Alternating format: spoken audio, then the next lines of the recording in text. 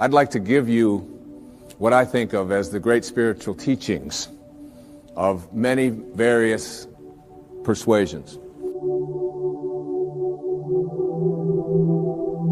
There's a story that summarizes it.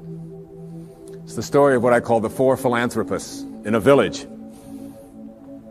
The conquerors had come through, and they had taken all of the men, or many of the men who were warriors at the time, and they had placed them into this prisoner of war camp right in the village. And many of the villagers knew that their compatriots were imprisoned. And the first philanthropist was a person who had great wealth. And he went to the people who had the prison and were in charge of it, and he said to them, I understand the men are not able to have fresh water and cold water. I would like to donate all of my earnings and everything that I have to purifying the water for them and making sure that all of them will not be sick. And he was granted that. And he felt like he had fulfilled his destiny, that he had done what he was here for. The second philanthropist discovered that the men were sleeping on rocks and that they were cold at night. They didn't have blankets. And he took all of his funds and he said to them, I would like to provide bedding and blankets for the people so that they will be comfortable when they sleep at night. And he was granted that right, and he donated his money for this purpose. And again, he felt that he was fulfilling his destiny. The third philanthropist discovered that the food that they were eating was inadequate, that they were just given beans and water and some bread. And so he said, I own a farm, and I'd like to grow all of my food, and I'd like to take this food to all of these prisoners. And he was granted that right. And all three of these great philanthropists in the village felt that they had really completed their mission for why they were here. But the fourth philanthropist was a saint. He was living not at ordinary human awareness, but at higher consciousness levels. And he went and he found out where the keys were. And he went to the prison at night and he released all of the prisoners. And this little metaphorical story really tells us that when we are living at ordinary human awareness, there's nothing wrong with those who are out there who can help us to suffer in comfort. All right? And many of us have learned to do that and accept that and say, all right, as long as I'm comfortable, even if I'm suffering, it's okay. But there are those who have keys, and those keys can open the prisons. One of the great teachers in my life was Carlos Castaneda. And Castaneda talked about his teacher, who was what they call a nagual, a Native American term that refers to all that is knowable. And his teacher told him that your life is like being born into a room, a mansion, if you will, that has 1,000 rooms. But you're born into one room. And this one room is called daily human awareness. And the only way you can get in is through conception and birth. You're in. And the only way you can get out, we are taught, is to die. So we spend our lives in this mansion in one room, even though there's 999 other rooms. We don't know how to get out into those rooms unless we die. So we wait to die. And what his teacher told him is, I can teach you how to get out of the room of daily awareness and into the other 999 rooms. And if you stay with me and learn all that I have to give you, I can teach you how to get out of the house altogether without having to die.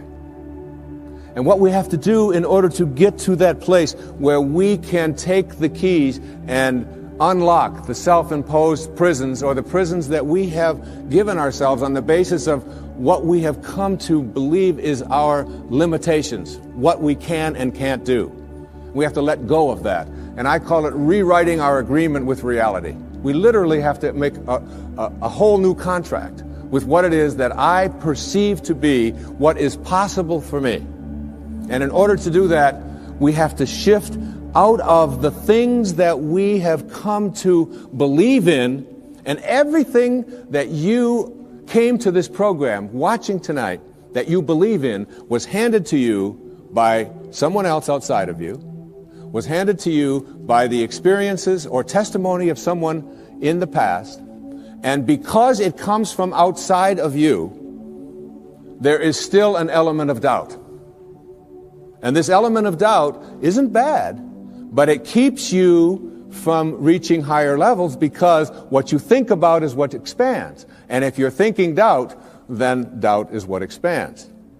William Blake said, if the sun and moon should ever doubt, they would immediately go out.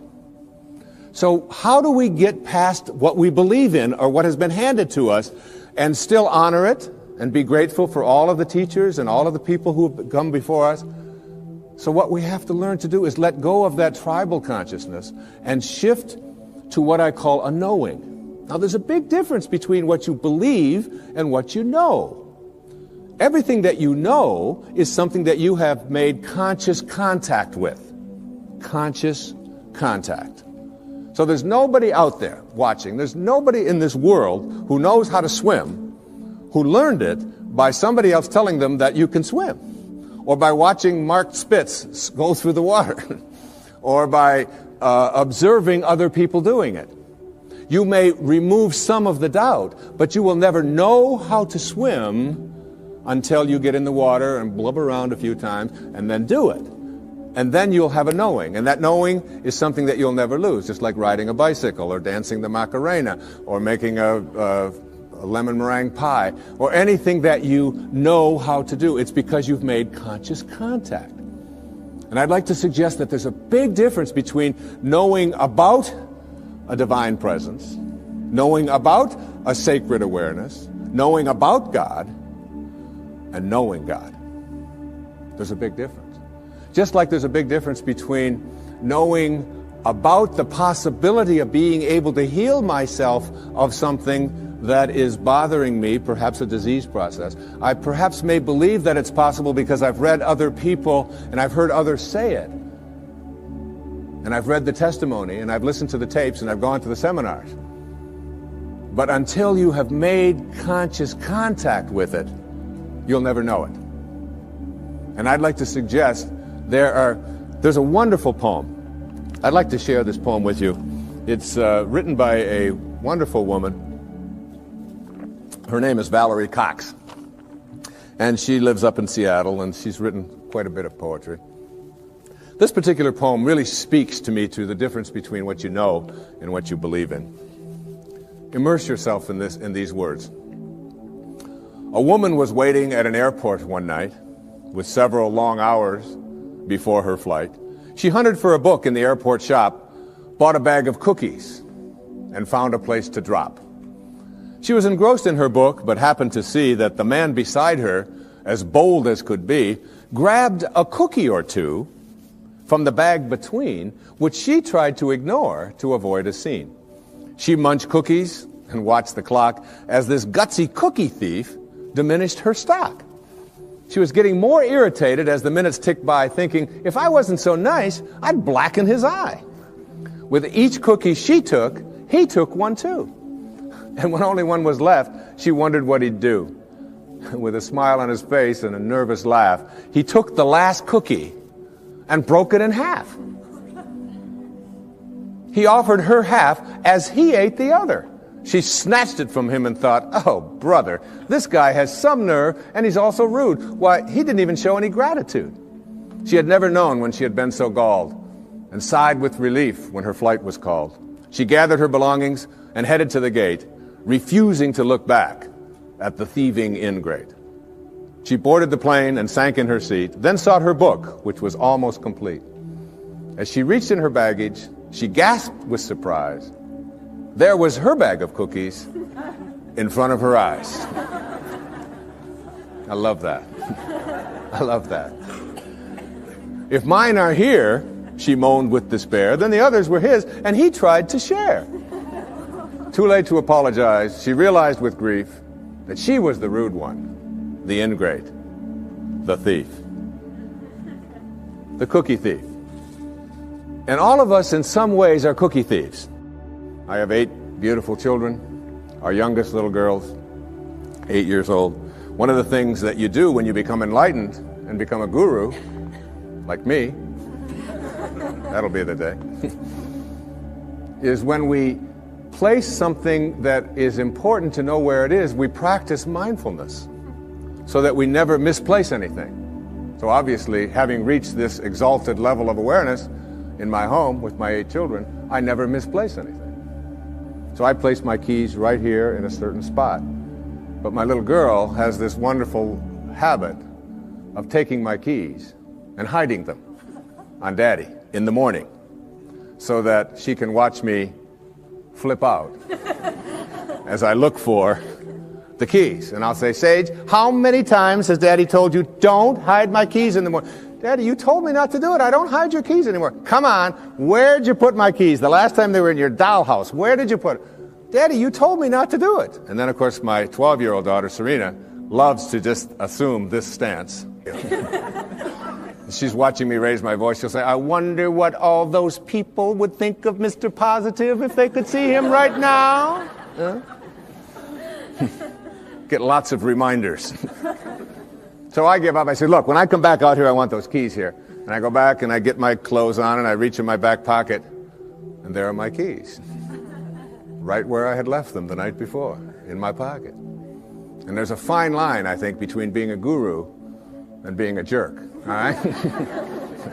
And I probably crossed that line more times than I should be admitting here on television. But this idea of being a cookie thief and creating a knowing is something.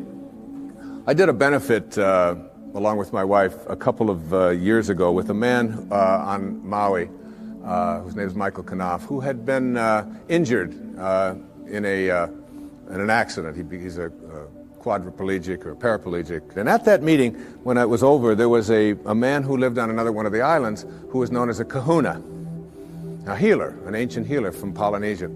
And he was introduced to me, and he said that was a nice talk and so on. And I said, how do you get to be a kahuna? You know, do you take Kahuna 101? I mean, what courses do you take? How does this work out? And he said, no. He said, kahunas are raised to have no doubt. To have no doubt. To have a knowing. And he said, when a knowing confronts a belief in a disease process, the knowing will always triumph. And that knowing is something in which you say, you are healed, and healing takes place. One of the great stories of knowing is, again, with our little girl, Sage, who we were spending the summer in our summer home, and we went to visit this dermatologist.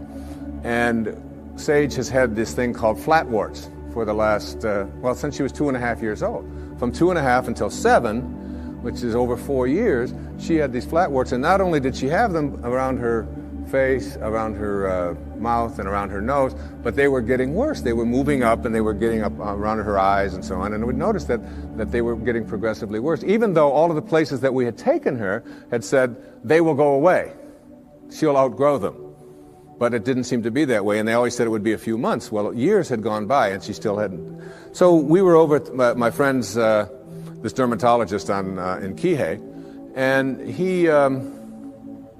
I said, Kenny, as long as we're here, would you mind taking a look at Sage? And my wife was there, and he took this big white light, and he put it in her face, and he said, you've got flatwarts. She hates that term. She never wanted to call them flatwarts. She calls them her bumps. All right? She just called them her bumps. So he said to her, but the good news is that when you get married, you won't have them. Well, she's 7.5, going, oh, who's this dork you've got me talking to now? And then he said to her something. He said, we can't burn them off, and there's no medicine that we can give them. But he did say something to the effect that the ability to rid yourself of these things is within yourself. And that if you can call upon that healing capacity in you and begin to talk to these bumps in a way in which you ask them to leave, that you have a much greater chance of getting rid of them faster than anything that I could give you, and we certainly can't burn them off because we might scar your pretty face. And that's basically the message that he gave us. I'm paraphrasing it. So we went back that night to where we were staying, and there was a whole bunch of kids there, as there always are when we're staying, and all of their friends were there. And we walked into the bedroom, and it was late at night, And over in the corner, on her air mattress, was Sage. And she had the blankets pulled up over her head, and she had a flashlight underneath the blankets. And I went over and I lifted up the blanket. I said, honey, is everything all right? She said, shh, I'm talking to my bumps. And I left the room and I came into my wife in the other bedroom. And I said, honey, you're not going to believe this, but Sage is in there talking to her bumps. Isn't that great? The next night we did the same thing. That was the second night. The third night, the same thing. Now that was on Friday. This happened on Monday. On Friday, as God is my witness, on television, every single one of those bumps was gone and has never reappeared since. A knowing. You see, there is a stream of healing that is something that we can plug into. It's very much like electricity. People say, well, in ancient Greece there was no electricity. There was electricity. We just didn't plug into it. That's all. And there's a stream of healing. And when we go into that stream of healing with a knowing, we go to a higher level within ourselves. And we don't allow any doubt in. Basically, in every single one of us, every human being out there, there are two of us. There's two people. The first person in each person is called the ego, or I call it the ego. E-G-O. Earth guide only. All right? This is the part of us that says who I am is separate from you, separate from God, separate from my environment, and therefore I'm in competition with, and my value is based upon how much I get, how much my stuff is worth, how much better looking I might be, or how much more attractive I might be, how much more money I might have, the value of my possessions, and so on. What is mine? So it's not mystical awareness which says I am connected. It is that individual lower level of awareness which says my ego. This is mine. Also in each and every one of us there's another person. And this other person is called what I call the sacred self, or the higher self. And this sacred or higher self really doesn't care how much you get. It doesn't care who you're better than. It doesn't care how much stuff you have. It's not interested in any of that. The problem is that we very seldom listen to it. We pay very little attention to it. This higher or sacred part of us wants only one thing. It wants us to be at peace. At peace. Whatever choice you make in every interaction you have, make the choice to be at peace, your sacred or higher self says. Whereas your ego says, oh, no. It's much more important to be right.